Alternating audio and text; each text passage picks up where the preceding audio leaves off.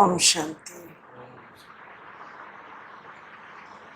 गीत सुन रहे थे, दुनिया रंग रंगीली बाबा, दुनिया रंग रंगीली। कैसे रंग रंगीली है उसका यादगार तो हम सारी भारत में कहीं श्री कृष्ण का मनाने जा रहे हैं। शास्त्रों के अनुसार आज कृष्ण का रात को 12 बजे जन्म हुआ और कल उनका जन्मदिन मनाया जाएगा। फिर नंद बाबा के यहाँ मिठाई बटेगी, तो हमारे प्यारे मीठे बाबा ब्रह्मा बाबा अब कृष्ण के रूप में धरती पर आने वाले हैं। उसकी खुशी में हम भी कल बाबा के हर सेवा केंद्रों पर भोग लगता है, मिठाई बांटी जाती है। कितनी चमक दमक के साथ सब सेवा केंद्र भी सजाए जाते हैं और दुनिया में भी इधर उधर झांकियाँ सजाई जाती हैं। तो कितनी रंग बिरंगी है वो दुनिया, सतयुगी दुनिया। बाबा उसकी स्मृति दिला रहे हैं आज हमें।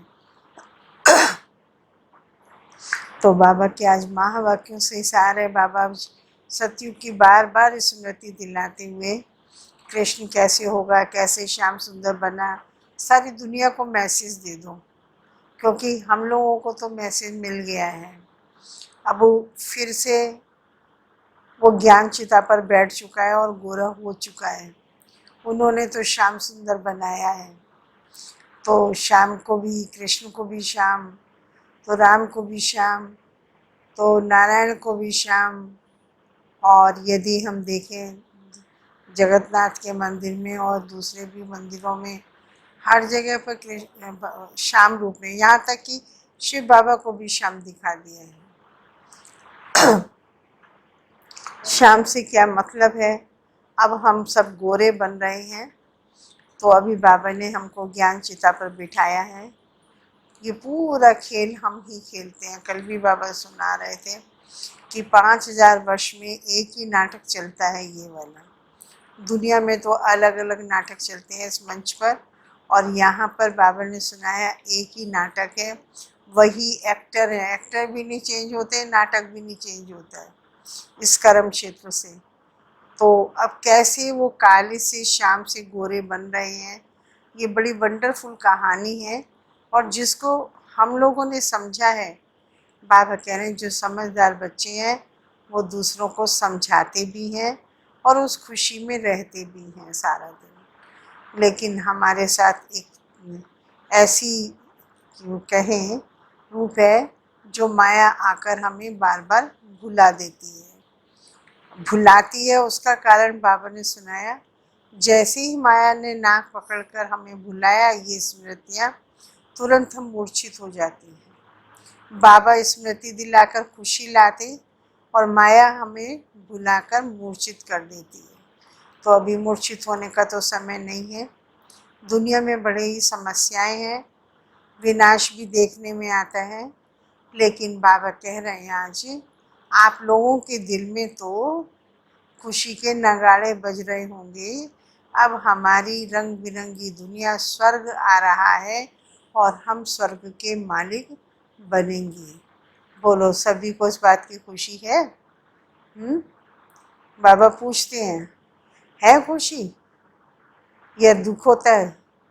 या ऐसा तो नहीं अब क्या होगा, अब ये आया है, अब ये हो गया, वहाँ पर ये हो गया, कहीं प्राकृतिक आपदाएं, कहीं बम, आपसी झगड़े, दिन पर दिन कहीं बीमारी, तो ये सब हो ही रहा है। इसको देखकर दुख तो नहीं होता? दुख होता है या खुशी होती है कि हमारी तो दुनिया वो आ रही है, इस महाविनाश के बाद हमारी नई दुनिया होगी। ऐसे जी, ड्रामा है। ड्रामा तो पता है, होना है, लेकिन खुशी है या गम है? हाँ, बाबा खुशी दिला रहे हैं। खुशी है तो शरीर भी स्वस्थ रहेगा, मन भी स्वस्थ रहेगा, तन भी स्वस्थ रहेगा, और हमारा परिवार भी स्वस्थ रहेगा। आज बाबा ऐसे हमें आज उमंग दिला रहे हैं। तो बाबा के महावाक्यों का सार है मीठे बच्चे। कौन से बच्चे हो आप लोग? कौन से बच्चे हैं? मीठे बच्चे, मीठी दुनिया। और जाने वाले भी मीठी दुनिया में ही है। स्वर्ग मीठी दुनिया है और कलयुग खारी दुनिया है। यहाँ तो झगड़े ही झगड़े हैं, रोज झगड़े। जहाँ देखो आपस में झगड़े, देश के झगड़े, समाज के झगड़े, हर जगह पर झगड़े ही झगड़े हैं। और हमारी नई दुनिया में सब मीठे ही मीठे हैं, किसी का किसी से विरोध है ही नहीं। तो बाबा कह रहे हैं आज, मीठे बच्चे, तुम्हारी एम ऑब्जेक्ट है वंडरफुल रंग बिरंगी दुनिया का मालिक बनना। स्वर्ग का मालिक बनना। तो सदा इसी खुशी में हर्षित रहो, मुरझाया हुआ नहीं। तो है ऐसी खुशी। देखो साल में ही बाबा ने कह दिया। तो हम मालिक बनने वाले हैं रंग बिरंगी स्वर्गीय दुनिया की।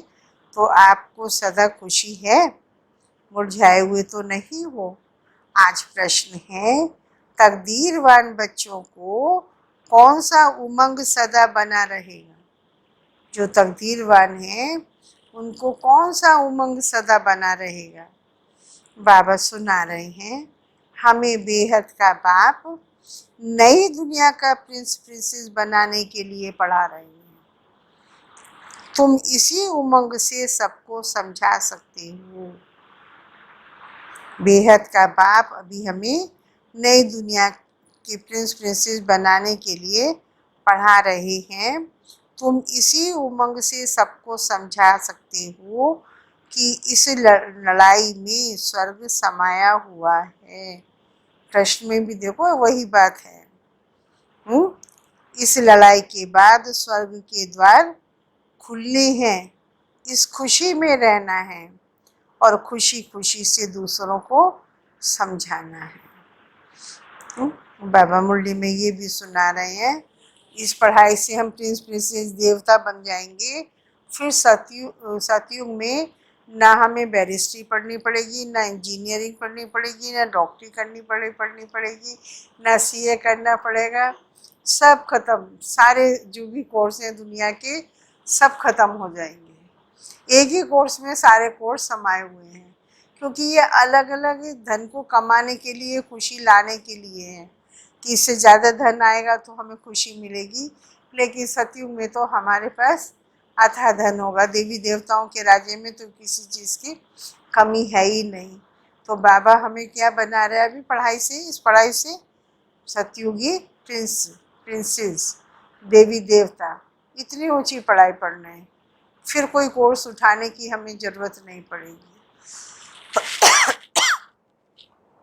दुनिया में तो कितने कोर्स हैं, गिनती नहीं है। आईएएस का कोर्स, फैशन डिज़ाइन का कोर्स, पता नहीं क्या क्या है। और बाबा का एक ही कोर्स में सारे कोर्स समाये हुए हैं। गीत है आज, दुनिया रंग रंगीली बाबा, दुनिया रंग रंगीली रे। रंगीली सतयुग में भी है, रंगीली कलयुग में भी है। लेकिन कलयुग के रंग रंगीले टेम्परेरी हैं, सुख और दुख के साथ हैं। और सतयुगी दुनिया के रंग हमारे साथ एक ही धर्म होगा तो एक ही रंग है, मतलब एक ही तरह के रंग होंगे सारे, और सब सुखी रहेंगे, वहाँ दुख का रंग नहीं होगा। ओम शांति। ये किन्होंने कहा बाबा को कि दुनिया रंग बिरंगी है? देखो बाबा कैसे हम बच्चों का बुद्धि का विकास करते हैं, डेवलपमेंट करते हैं। ये किसने कहा कि दुनिया रंग बिरंगी है? अब इनका अर्थ दूसरा कोई समझ ना सके। बाप ने समझाया है ये जो खेल है ड्रामा का, ये रंग रंगीला है, एक जैसा नहीं है। सतयुग से कलयुग तक चेंज होता रहता है, तो रंग रंगीला हो गया। कोई भी बाइस्कोप आदि होता है तो बहुत रंग बिरंगी सीनरियाँ आदि होती है ना। अब इस बेहद की दुनिया को कोई जानते नहीं। तुम्हारे में भी नंबरवार पुरुषार्थ अनुसार सारे विश्व के आदि मध्य अंत का ज्ञान है। तुम समझते हो स्वर्ग कितना रंग बिरंगा है, खूबसूरत है, जिसको कोई भी जानते नहीं, कोई की बुद्धि में नहीं। वह है वंडरफुल रंग बिरंगी दुनिया। गाया जाता है वंडर ऑफ द वर्ल्ड, स्वर्ग को। इसको सिर्फ तुम बच्चे जानते हो। तुम ही वंडर ऑफ द वर्ल्ड के लिए अपनी तकदीर अनुसार पुरुषार्थ कर रहे हो। जिसकी जैसी तकदीर है वैसा ही उसका वर्तमान समय पुरुषार्थ चल रहा है।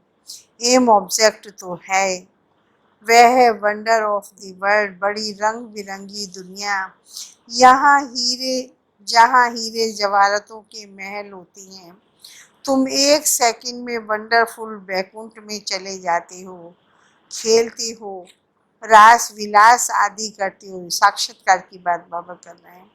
बरोबर वंडरफुल दुनिया है ना। यहाँ है माया का राज्य, और यह है कितना वंडरफुल। मनुष्य क्या क्या करते रहते हैं दुनिया में, यह कोई नहीं समझते कि इस नाटक में खेल कर रहे हैं, है ना। इसको नाटक समझें तो कभी दुख ना हो। वो जो कुछ देख रहे हैं उसको ओरिजिनल चीज मानकर दुखी होते रहते हैं। अगर नाटक समझे तो नाटक के आदि मध्य अंत का ज्ञान भी हो। तुम बच्चे जानते हो बाप भी कितना साधारण है। माया बिल्कुल ही भुला देती है। नाक से पकड़ा और ये भुलाया। माया कितनी जल्दी भुलाती है। नाक से पकड़ा और ये भुलाया। भला नाक से पकड़ा क्यों कहते हैं? और रोशन नहीं पता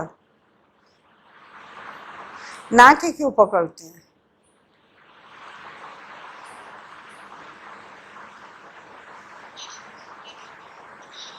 हाँ हाँ, तो माया तो नाक नहीं पकड़ती।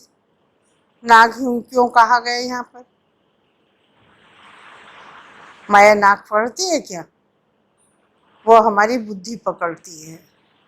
बुद्धि उसने पकड़ी, बुद्धि उल्टी की और बाबा के ज्ञान से हम मर गए, बेहोश हो गए, है ना। नाक पकड़ेंगे तो सांस रुकेगा, बेहोश हो जाएंगे। माया क्या पकड़ती है? बुद्धि। लोगों को आत्मा की तो नॉलेज नहीं है। आज बिल्कुल हमारी नाक के सीध में ही यहाँ पर आत्मा रहती है ना। और आत्मा में मन बुद्धि संस्कार है, तो बीच में है बुद्धि। मन के बाद बुद्धि, और यहाँ पर भी मस्तक के बाद आती है नाक, तो वो सीधे नाक को पकड़ती है। तो उन्होंने नाक दिखाया है, पकड़ती किसको है? हमारी बुद्धि को। तो वहाँ पर शरीर होता है बेहोश, और यहाँ पर आत्मा बेहोश होती है। बेहोश हो जाती है तो ना बाबा की स्मृति रहती, ना बाबा की नॉलेज की स्मृति रहती है। बिल्कुल पुरानी कलयुगी दुनिया में पहुंच जाते हैं। तो बाबा ने कहा, बाबा इतना समझाते हैं, लेकिन बाबा अब भूल बनाते, और माया क्या करती है? उसने नाक से पकड़ा और ये भुलाया। अभी अभी याद में है, बहुत हर्षित रहती हैं। ओहो, हम वंडर ऑफ वर्ल्ड, स्वर्ग के मालिक बन रहे हैं। और फिर थोड़ी देर में देखो तो भूल जाते हैं, मुरझा पड़ते हैं। ऐसे मुरझा जाते हैं जैसे बाबा नाम ले रहे हैं भील। भील लोगों को तो इतनी खुशी होती नहीं है कभी। ऐसे ही अपना कमाया खाया साधारण जीवन दुखों में बिताते रहते हैं। तो माया भी ऐसा भुला देती है, ऐसा मूर्छित करती है, हमें भील बन जाते हैं। भील भी, बाबा ने आगे कहा, भील भी ऐसा मुरझाया हुआ नहीं होता जितना मुरझा जाते हैं, जरा भी, जैसे कि समझते ही नहीं है हम स्वर्ग में जाने वाले हैं, हमको बेहद का बाप पढ़ा रहे हैं, जैसे एकदम मुर्दे बन जाते हैं, भीड़ से भी ज्यादा मुर्दे बन जाते हैं। मुर्दा क्या मुस्कराएगा, मुर्दा थोड़ी मुस्कराता, बिल्कुल शांत हो गया, वो तो गया। वह खुशी और नशा नहीं रहता। तो अभी वंडर ऑफ वर्ल्ड की स्थापना हो रही है। वंडर ऑफ वर्ल्ड का श्री कृष्ण है प्रिंस, यह भी तुम जानती हो। कृष्ण जन्माष्टमी पर भी जो ज्ञान में होशियार हैं वह समझाती होंगी Shri Krishna wonder of world का प्रिंस था। वह सतयुग फिर कहाँ चला गया? सतयुग से लेकर सीढ़ी कैसे उतरे?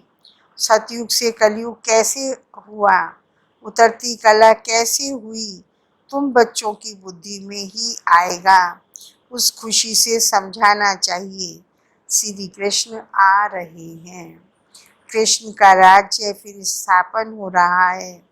यह सुनकर भारतवासियों को खुशी होनी चाहिए, परंतु यह उमंग उन्हों को आएगा, कृष्ण फिर से आ रही हैं, फिर से कृष्ण का राज्य की स्थापना हो रही है, इसकी उमंग या खुशी उनको आएगी जो, देखो कौन पास होता है, किसको आएगी? कृष्ण की दुनिया स्थापित हो रही है, कृष्ण फिर से आ रहे हैं, किसको आएगी इसकी खुशी? हाँ जी, अच्छा, निश्चय बुद्धि होंगे और हाँ, जो पहले हुए हैं। अच्छा अच्छा, और किसको आएगी खुशी? जब माया के प्रभाव में नहीं होंगे। अच्छा, और जो ड्रामा के राज को जानते हैं। बाबा कह रहे हैं, हाँ, बाबा ने कहा जो तकदीरवान होते हैं, कृष्ण आ रहे हैं, हम उसकी दुनिया विस्थापित हो रही है, इसकी खुशी उन बच्चों को होगी जो तकदीरवान होंगे। तो आप लोगों को खुशी है तो इसका मतलब तकदीरवान हो, और यदि यहाँ की परिस्थितियाँ देखकर दुखी परेशान होते हो तो इसका मतलब हमारी तकदीर कम है। तो अपने आप को चेक करना है। दुनिया के मनुष्य तो रत्नों को भी पत्थर समझकर फेंक देते हैं। हम बाबा की ये ज्ञान रतन अनेक आत्माओं को देते हैं, उनको बेचारों को समझ नहीं है तो इसको पत्थर समझकर फेंक देते, माना स्वीकार नहीं करते। ये अविनाशी ज्ञान रतन है ना, इन ज्ञान रत्नों का सागर है बाप। इन रत्नों की बहुत वैल्यू है। यह ज्ञान रतन धारण करने हैं। अभी तुम ज्ञान सागर से डायरेक्ट सुनते हो तो फिर और कुछ भी सुनने की दरकार नहीं। सतयुग में यह होती नहीं, न वहाँ पर एलएलबी होगी, न वहाँ पर सर्जन होंगे, आदि बनना होता है। वहाँ यह नॉलेज ही नहीं है, वहाँ तो तुम प्रारब्ध भोगते हो। हैं, दुनिया के इतने सारे कोर्स बाबा ने कहा वहाँ नहीं होंगे। है, वहाँ तो हम वर्तमान समय में जो पुरुषार्थ किया है, पढ़ाई की है, उसकी प्रारब्ध भोगेंगे। तो जन्माष्टमी पर बच्चों को अच्छी रीति समझाना है। अनेक बार मुरली भी चली हुई है।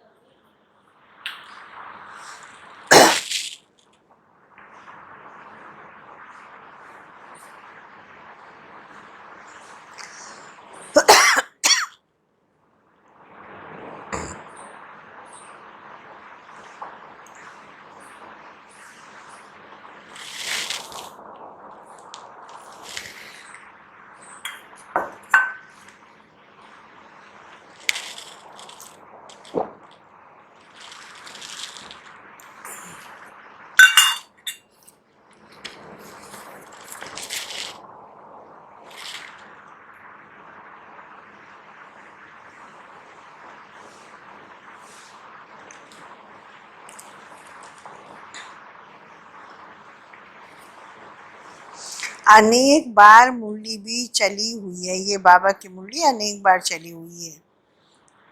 तो बच्चों को विचार सागर मंथन करना है, तभी पॉइंट्स निकलेंगी। भाषण करना है तो सवेरे उठकर लिखना चाहिए, फिर उस लिखे हुए भाषण को पढ़ना चाहिए, भूली हुई पॉइंट्स फिर ऐड करनी चाहिए। इससे धारणा अच्छी होगी। फिर भी लिखत माफिक तो सब बोल नहीं सकेंगे, कुछ ना कुछ पॉइंट्स भूल जाएंगे। तो समझाना होता है कृष्ण कौन है। यह तो वंडर ऑफ वर्ल्ड का मालिक था, बाप ही पैराडाइज था, उस पैराडाइज का मालिक श्री कृष्ण था। हम आपको संदेश सुनाते हैं, श्री कृष्ण आ रहे हैं। राजयोग भगवान ने सिखाया है, अब भी सिखला रहे हैं। पवित्रता के लिए भी पुरुषारत करा रहे हैं, डबल सिरताज देवता बनाने के लिए। यह सब बच्चों को स्मृति में आना चाहिए। जिनकी प्रैक्टिस होगी वह अच्छी रीति समझा सकेंगे। कृष्ण के चित्र में भी लिखत बड़ी फर्स्ट क्लास है। इस लड़ाई के बाद स्वर्ग के द्वार खुलने हैं। इस लड़ाई में जैसे स्वर्ग समाया हुआ है। बच्चों को भी बहुत खुशी में रहना चाहिए। जन्माष्टमी पर मनुष्य कपड़े आदि नए पहनते हैं, लेकिन तुम जानते हो अभी हम यह पुराना शरीर है छोड़ नया कंचन शरीर लेंगे। वो स्थूल कपड़े पहनते हैं, शरीर के कपड़े, और हम पहनेंगे आत्मा का कपड़ा, शरीर, कंचन शरीर। कंचन काया कहते हैं ना देवताओं की, निरोगी काया, कंचन काया, अर्थात कंचन कहते हैं सोने को, तो सोने की काया। आत्मा भी पवित्र और शरीर भी पवित्र। अभी कंचन नहीं है, नंबरवार बन रही है। कंचन बनेगी ही याद की यात्रा से। बाबा समझाते हैं बहुत, जिनको याद करने का भी अकल नहीं है। याद की जब मेहनत करेंगे तभी वाणी जौहरदार होगी। अभी वह ताकत कहाँ है, योग है नहीं। लक्ष्मी नारायण बनने की शक्ल भी चाहिए ना, पढ़ाई चाहिए। कृष्ण जन्माष्टमी पर समझाना बहुत सहज है। कृष्ण के लिए कहते हैं श्याम सुंदर। कृष्ण को भी काला, नारायण को भी काला, राम को भी काला बनाया है। बाप खुद कहते मेरे बच्चे, जो पहले ज्ञान चिता पर बैठ स्वर्ग के मालिक बने, फिर कहाँ चले गए। स्वर्ग के मालिक के रूप में बाबा अपने बच्चों को देख रहे हैं, फिर जवाब दे रहे हैं बाबा, काम चिता पर बैठ नंबरवार गिरते चले आए। हम बाबा के बच्चे जो स्वर्ग के मालिक बने थे, कहाँ गए, काम चिता पर बैठकर नंबरवार नीचे गिरते आए। सृष्टि भी सतो प्रधान, सतो रजो तमो बनती है, तो मनुष्यों की अवस्था भी ऐसी होती है। काम चिता पर बैठ जब शाम अर्थात काले बन गए, तब मैं आया हूँ सुंदर बनाने। है, काम चिता बैठकर जब हम काले बन गए तो बाबा आए हैं हमें सुंदर बनाने। आत्मा को सुंदर बनाया जाता है, मत सोचना शरीर को। किसको बाबा सुंदर बनाते हैं, आत्मा को सुंदर बनाया जाता है। और आत्मा सुंदर बनी तो शरीर तो सुंदर मिलेगा ही। बाबा हर एक की चरण से समझ जाते हैं, मनसा वाचा कर्मणा कैसे चलते हैं, कर्म कैसे करते हैं, उससे पता पड़ जाता है। बच्चों की चलन तो बड़ी फर्स्ट क्लास होनी चाहिए, मुख से सदैव रतन निकलने चाहिए। कृष्ण जयंती पर समझाने का बहुत अच्छा है। श्याम और सुंदर की टॉपिक हो, कृष्ण को भी काला तो नारायण को भी काला। फिर बाबा कह रहे हैं राधे को भी काला क्यों नहीं बनाते हैं। कल कहा कृष्ण को झूला झूलाते हैं, इतने प्यार से माताएं लेती हैं, उसकी महिमा गाती हैं, लेकिन राधे को क्यों नहीं करते। अब कह रहे हैं बाबा कृष्ण को काला बनाया, उस काले की तो इतनी पूजा, इतना गायन, इतना प्यार, और उसको गोरा बनाया, उसकी इतनी नहीं होती है। राधा को इतना काला क्यों नहीं बनाते, राधा को गोरा ही बनाते हैं। लक्ष्मी को गोरा बनाते हैं, सीता को गोरा बनाते हैं, क्यों? बाबा पूछ रहे हैं। शिवलिंग भी काला पत्थर दिखाते हैं। बताओ भगवान काला कैसे होगा, वो थोड़े काम चिता पर बैठेंगे। अब वह कोई काला थोड़ा ही है, शिव है क्या काला? और शिव चीज क्या है, बनाते क्या हैं, इन बातों को तुम बच्चे जानते हो। काला क्यों बनाते हैं, तुम इस पर समझा सकते हो। अब देखेंगे बच्चे क्या सर्विस करते हैं। बाबा ने इतनी पॉइंट्स दे दी, अब चैलेंज कर रहे हैं हम बच्चों को, देखेंगे कौन से बच्चे सर्विस करते हैं। बाप तो कहते हैं ये ज्ञान सब धर्म वालों के लिए है, उन्हों को भी कहना है। बाप कहते हैं मुझे याद करो तो तुम्हारे जन्म जन्मांतर के पाप कट जाएंगे। पवित्र बनना है, किसको भी तुम राखी बांध सकते हो, यूरोपियन को भी बांध सकते हो, कोई भी हो, उनको कहना है भगवान वाच।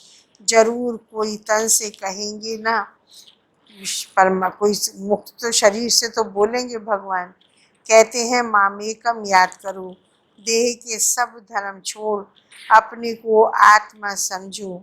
बाबा कितना समझाते हैं, फिर भी नहीं समझते, तो बाप समझ जाते हैं इनकी तकदीर में नहीं है।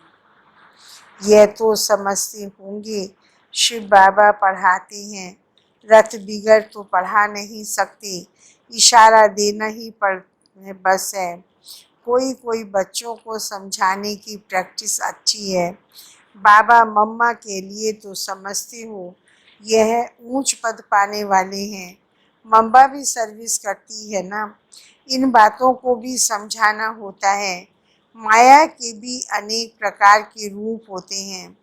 बहुत कहते हैं हमारे में मम्मा आती है, शिव बाबा आते हैं, परंतु नए नए पॉइंट्स तो मुकर्रर तन द्वारा ही सुनाएंगे कि दूसरे किसी भी शरीर द्वारा सुनाएंगे। ये तो हो नहीं सकता। ऐसे तो बच्चियां भी बहुत प्रकार की पॉइंट्स अपनी भी सुनाती हैं। अब जितने भी कोई अच्छी पॉइंट सुना रही है बहन, तो इसका मतलब थोड़ी है कि उसमें बाबा मम्मा आकर सुना रहे हैं। मैगजीन में कितने बच्चे कितनी अच्छी अच्छी बातें लिखते हैं। ऐसे नहीं कि मम्मा बाबा बैठ कर के उससे लिखवाती हैं, नहीं। बाप तो यहाँ डायरेक्ट आते हैं, तब तो यहाँ सुनने के लिए सब बच्चे आते हैं मधुबन में। अगर मम्मा बाबा कोई में भी आते हैं तो फिर वहीं बैठ कर के उनसे पढ़ लो। नहीं, यहाँ आने की, मधुबन आने की सबको कशिश होती है, दूर रहने वालों को और जास्ती कशिश होती है। तो बच्चे जन्माष्टमी पर भी बहुत सर्विस कर सकते हैं। कृष्ण का जन्म कब हुआ वह भी किसको पता नहीं है। तुम्हारी अब झोली भर रही है तो खुशी रहनी चाहिए, परंतु बाबा देखते हैं खुशी कोई कोई में बिल्कुल है नहीं। श्रीमत पर ना चलने का तो जैसे बच्चों ने कसम उठा रखा है। खुशी नहीं होती है, बाबा जो कहते हैं उस पर चलते नहीं है। तो बाबा कह रहे हैं कि शायद कसम उठा रखा है कि हम श्रीमत पर नहीं चलेंगे। सर्विसेबल बच्चों को तो जैसे सर्विस ही सर्विस सोचती रहेगी। समझते हैं बाबा की सर्विस नहीं की, किसको रास्ता नहीं बताया, तो गोया हम अंधे हैं। यह समझने की बात है। बैज में भी कृष्ण का चित्र है, इस पर भी तुम समझा सकते हो।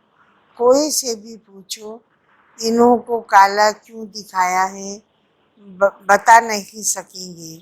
शास्त्रों में लिख दिया राम की स्त्री चुराई, परंतु ऐसी बात वहाँ पर होती नहीं है। तुम भारतवासी ही परिस्तानी थे, अब कब्रिस्तानी बने हो कि ज्ञान चिता पर बैठ देवी गुणों को धारण कर परिस्तानी बनते हैं। सर्विस तो बच्चों को करनी है, सबको पैगाम देना है, इसमें बड़ी समझ चाहिए। इतना नशा चाहिए हमको, भगवान पढ़ाते हैं, भगवान के साथ रहते हैं, भगवान के बच्चे भी हैं, तो फिर हम भगवान से पढ़ते भी हैं, उनके स्टूडेंट भी हैं। बोर्डिंग में रहते हैं तो फिर बाहर का संग नहीं लगेगा। यहाँ भी स्कूल है, क्रिश्चियंस में फिर भी मैनर्स होते हैं। अभी तो बिल्कुल नो मैनर्स, तमो प्रधान पतित है। देवताओं के आगे जाकर माथा टेकते हैं, कितनी उनकी महिमा है। सतयुग में सभी के देवी कैरेक्टर्स थे, अभी आसुरी कैरेक्टर हैं। ऐसे ऐसे तुम भाषण करो तो सुनकर बहुत खुश हो जाएं। मुख छोटा बात बड़ी, यह कृष्ण के लिए कहते हैं। अभी तुम कितनी बड़ी बातें सुनते हो। इतना बड़ा बनने के लिए तुम राखी कोई को भी बांध सकते हो। यह बाप का पैगाम तो सबको देना है। यह लड़ाई स्वर्ग का द्वार खोलती है। अब पति से पावन बनना है, बाप को याद करना है, देहधारी को याद नहीं करना है। एक ही बाप सर्व की सदगति करते हैं। यह है iron agile world.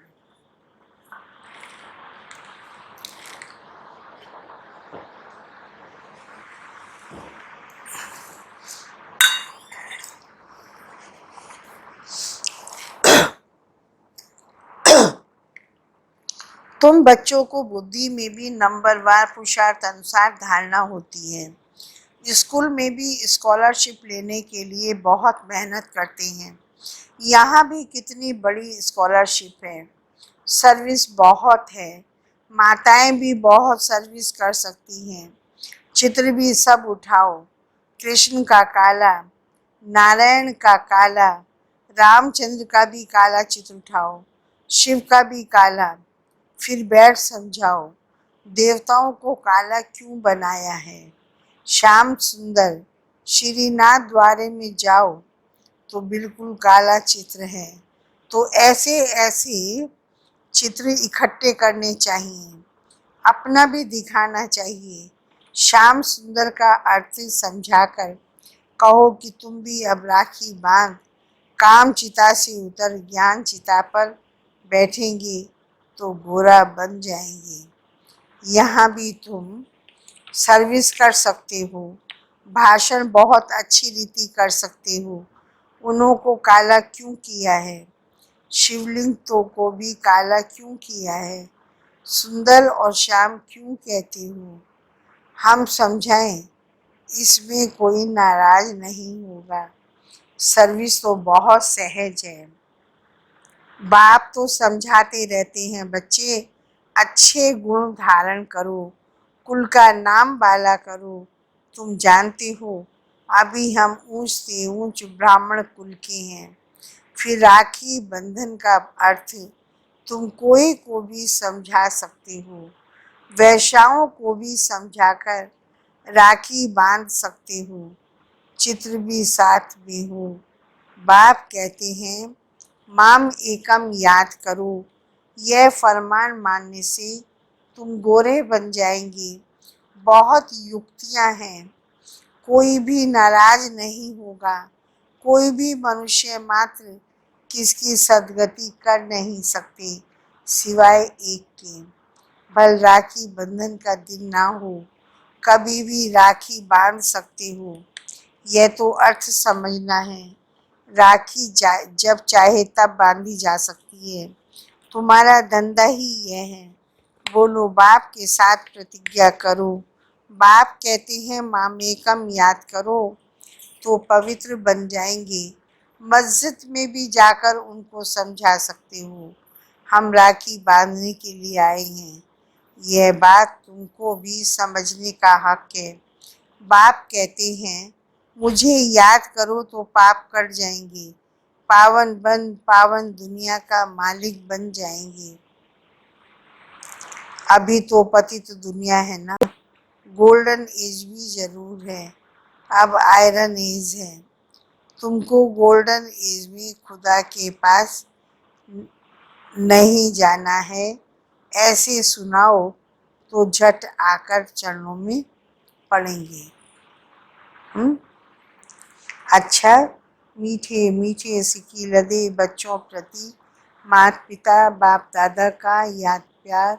Good morning. रूहानी बाप की रूहानी बच्चों को नमस्ते। हम रूहानी बच्चों की रूहानी बाप दादा को नमस्ते नमस्ते।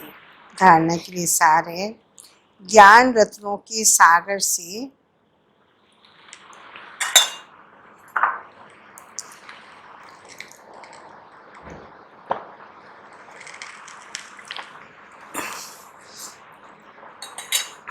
जो अविनाशी ज्ञान रत्न प्राप्त हो रहे हैं,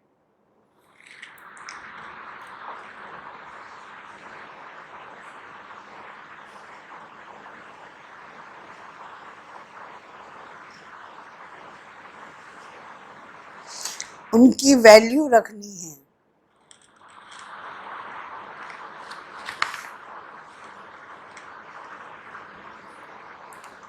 विचार सागर मंथन कर स्वयं में ज्ञान रतन धारण करने हैं, मुख से सदैव रतन निकालने हैं।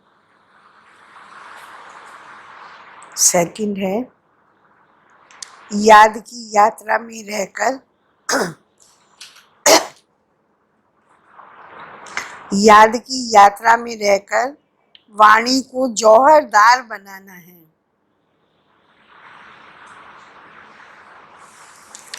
याद से ही आत्मा कंचन बनेगी।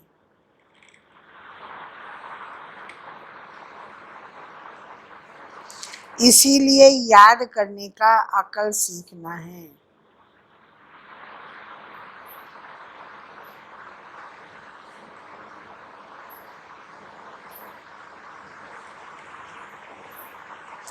आज वरदान है, पुरानी देह पुरानी देह और दुनिया को भूलने वाले बाप दादा के दिल तख्त नशीन भव।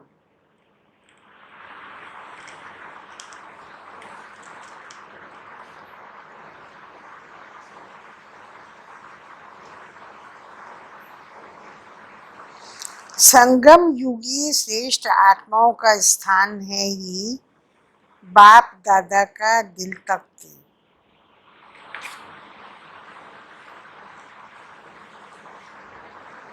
अब इस तख्त की विशेषता सुनो। ऐसा तख्त है जो सारे कल्प नहीं मिल सकते। शिव बाबा का दिल तख्त सारे कल्प में एक ही बार मिलता है। विश्व के राज्य व स्टेट के राज्य का तख्त तो मिलता रहेगा, सती त्रेता में है, लेकिन यह तख्त नहीं मिल सकता। यह इतना विशाल तख्त है, दूसरी खूबी इसकी, जो चलो इस तख्त पर बैठकर फिरो, घूमो फिरो, खाओ सो, लेकिन सदा तख्त नशीन रह सकते हो। एक ही बार मिलता है और दूसरे तो तख्त मिल जाएंगे सती त्रेता द्वापर में बहुत, लेकिन ये तख्त नहीं मिलेगा।